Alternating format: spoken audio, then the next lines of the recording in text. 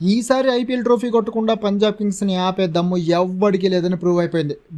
బంతికి బౌండరీనే బాబోయ్, బ్యాటింగ్ కాదది, ఒరిజినల్ ఊచ కోత. 265 టార్గెట్ చేయడం ఏంటి భయ్యా?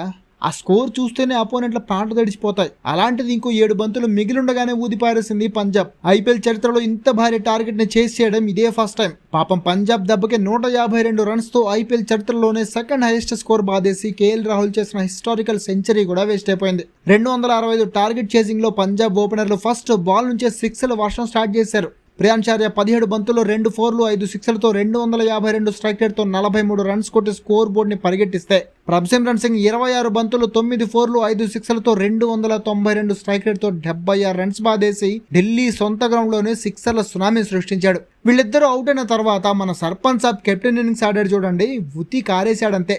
అదృష్టం కొద్ది కరుణ్ నాయర్ 2 ఈజీ క్యాచ్లు వదిలేసి డబుల్ లైఫ్ ఇవ్వడంతో ఇక అక్కడి నుంచి ఆగకుండా 36 బంతుల్లో 3 4లు 7 6లతో 71 రన్స్ కొట్టి మ్యాచ్ ని ఇంకో 7 బంతులు మిగిలిండగానే ముగించేశాడు. ఈ గెలుపుతో ఈ సీజన్ లో ఓటం అనేదే లేకుండా దూసుకుపోతున్న ఏకైక టీమ్ గా అండ్ ఐపీఎల్ హిస్టరీలో ఫస్ట్ 7 మ్యాచ్లో ఓటం అనేదే లేకుండా వరుసగా అన్ని మ్యాచ్లు గెలిచిన ఒకే ఒక్క టీమ్ గా రికార్డులోకి ఎక్కింది పంజాబ్ కింగ్స్. ఇక ఈ మ్యాచ్ లో పంజాబ్ బ్యాటింగ్ చూస్తే మాత్రం లాస్ట్ సీజన్ లో జస్ట్ మిస్ చేసుకున్న కప్ ని ఈసారి కొట్టంది నిద్రపోయేలా కనిపించడం లేదు. మరి పంజాబ్ బ్యాటింగ్ పై అండ్ ఢిల్లీ ఓటమిపై మీ ఒపీనియన్ ఏంటో కామెంట్ చేసి చెప్పండి.